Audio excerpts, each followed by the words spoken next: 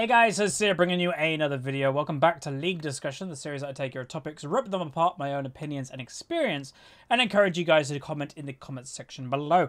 Now we return with a couple more topics from you guys. The first one is going to be talking about preseason. And what have I thought about this preseason in general, but mainly about just one topic within preseason. And I might talk about other things, but mainly the length of preseason. So this has been a pretty long preseason. I think in total it was going to be lasting around 10 weeks. And we're like, 3 to 4 weeks away from the new season beginning. It's quite long. What I'd say is I think last year was the perfect length. I think we had 1 month of preseason. And I think that was it. The season finished in November, or the beginning of November. And then ranked started like December the 7th. I think that was kind of the perfect mix. A month is quite decent amount of time for me, but like a month, 2.5 months of preseason, that's quite a lot. As a personal thing, it's always a bit rough for YouTubers because November and December are the highest earning months for YouTubers, and not a lot of people like preseason content. A lot of people just tune out of League of Legends content in preseason, and they'll be like, I'll start watching again when the rank season comes back.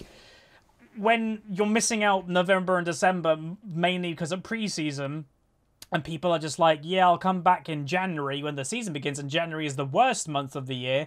It's kind of like, oh, that sucks. that really sucks. Again, personal also. I don't like long preseasons. I like ranked. I like when ranked means stuff. I like adventures. Right now I could try hard. I could climb. Does it mean that much? Nope. Because 1, I've already got my rewards. 2, the maximum I can get in next season's Platinum 1 in placements. There's no incentive for me to get really high rating. There's literally none. And that's why in preseason, I've just tried out a lot of stuff. Like, the variety on my channel in the past, month has been insane. I've played so many champions that, not just in 8, and it's not even just one lane. I played, 3 lanes and some a bit others. It's a lot of variety. And it's because, sure, I'm still playing ranked, but it just doesn't matter. And that's why I'm really looking forward to it. It actually matters again. And right now, I'm really looking forward to it.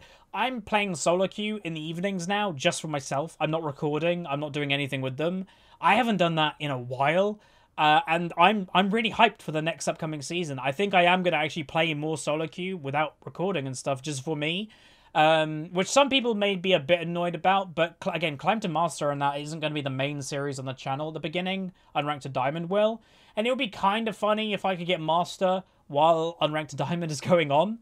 And then I guess the main series would be after Unranked to Diamond, Climb to Challenger, I guess. But yeah, I'll be playing a lot and I'm really looking forward to it. So I do agree, and I think a lot of people also think the same. It's been a pretty long preseason, and I know why. It's been a big change, all these new runes, and they've had to look into balancing a lot of them.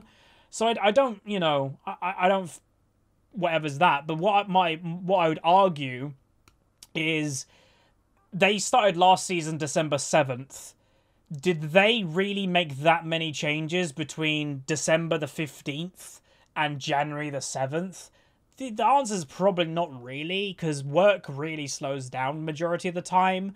People go on holiday, it's Christmas, it's New Year's. So it's well, for those that want to play ranked, maybe you should have just released it before Christmas rather than after. But maybe there's something I'm missing. But I'm pretty sure we're on patch 7.24. We're 7.24b. The next patch will be 8, patch 8. Which is the next season. So I don't know. I just felt like maybe they could have started it a bit earlier. I understand why, but my point is we'll see how many changes are between, let's say, now and January, whenever they're starting the season. I doubt it'll be that many changes, so maybe they could have just done it anyway. But that's pretty much preseason. After, I will say the preseason itself, it's been really fiesta-y. Most games are just pointless. Most people are still raging like crazy. It's been kind of nutty, so yeah. Hopefully when we're actually in a ranked season, that will improve and people will start taking it seriously again, and hopefully won't rage as much. Like, I still find it weird that people even rage, but raging in preseason, that's even weird to me. But there's that. Okay, so the next topic we're going to talk about is it's also a pretty interesting one. It's about competitive play and whether they should have a new banning system that makes it so you can't, like, say, like TSM, they can't ban the same champions twice. So say you've got a best of 3 in LCS. Would it be interesting in professional play is if, like, they couldn't ban, let's say they're banning Shyvana in game 1, they have to leave Shyvana open in game 2. They're not allowed to ban it. It'd be interesting. I think a lot of people would want that to show variety in pro play, because a lot of people think pro play is quite repetitive.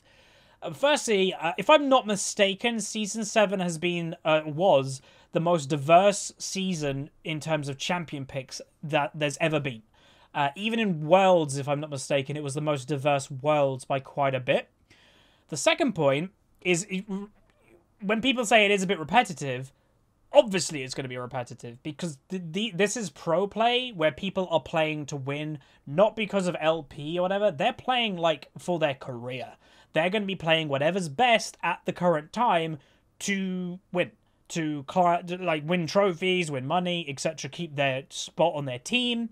They're not wanting to fiddle around with all different weird picks that may not be as strong as simply the strong stuff. So it's a no-brainer why they do it. It just makes sense. But would it be interesting if they didn't, if they had to have this, like, if every team had to abide by this, obviously then it's just a system. To me, I don't think it really belongs in pro play. I think it's the pinnacle of League of Legends where, you know, you're trying to be the best and you should be, like, letting them play what is the best or banning the best and not really fiddling around with it. What I would say, what you could kind of equate this to, I don't know how many of you follow Formula 1, but there used to be an owner called Bernie Eccleston. He was a bit controversial because I don't even know if he liked Formula 1. He just owned the television rights to it and maybe other stuff. He always was trying to introduce stuff to make it more exciting rather than just letting them race. And one of his ideas that never got through, he wanted there to be wet zones on the track. He wanted there to be sprinklers going off on the track to make it exciting. And to a lot of people, then we go, oh, it's going to, you know, change stuff up. But to some people, it's like, well, it's not letting the drivers do the best that they possibly can in the natural conditions. If it is raining, fair enough. If it's dry, let them race. And I would equate this to this. It's just let the pros do what the pros do and don't really touch it that much, because that's what pro play should be. That's what pro driving should be, is about just letting them get on with it. So that's what I'd say. I don't think it really belongs in pro play. But you guys can, you know, definitely give your say. And then the final topic we're going to talk about today is bruisers. So, you know, the role of a bruiser in League of Legends is the guy mainly in top lane that does both damage but also could be tanky. A lot of people think these guys have been screwed with the new runes, and I partially agree. But what I will say is, when you look at your top lane games at the moment, what types of champions are you seeing? Now, again, it's going to differ depending what rating you are or even what region you play on, because the meta's change from region to region. In my games in Diamond, on EU West, there's a lot of bruisers. People are playing bruisers. It's not like everybody's like, oh, Voodoo, it's the worst thing in the game, you can't play them. People are still playing them. To me, it's only just like a handful of bruisers that, yeah, maybe they have been punished, but the ones that have been mainly punished the worst are ones that have big weaknesses. Renekton, a lot of people are saying he's been punished a lot. Darius, a lot of people are saying he's been punished. Well, just take those two as prime example. Renekton has always been an early game champion with a weak late game. The games right now, yeah, people are getting used to snowballing people. Like, for the last couple years, snowballing has been quite a big thing in League, so people are used to snowballing champions. I'm against a Renekton. I'm going to play passive, not let him get ahead, and I'm going to outscale him. Darius was incredibly popular at the beginning of last season, so a lot of people got used to Darius and his playstyle. I'm going to just stay away from Darius, not let him snowball. See, there's a pattern emerging. So the main two ones people are kind of saying, like, oh, damn, they've been screwed, are just ones that people know how to play against. They just have big weaknesses. Like, I'm seeing a lot of Fioras. I'm seeing Alawi become popular again. Yeah, I guess, I don't know if you could claim Ornn's a bruiser, but, you know, he definitely does more damage than a tank should. But no, there's bruises in a lot of games. Aurelia, I'm seeing. Jax, I'm seeing a hell of a lot. Like, to me, the bruises aren't dead at all. Like, what I would probably say, there are most likely, and well, there is, a select few individuals in the content creating community that just want their champion to be stronger, so they're just making a big fuss when it's not even that bad. Like, I'm seeing bruises in every game. Like, it's really rare right now in top lane to have 2 tanks in top lane. Like, it doesn't really happen. It's bruisers.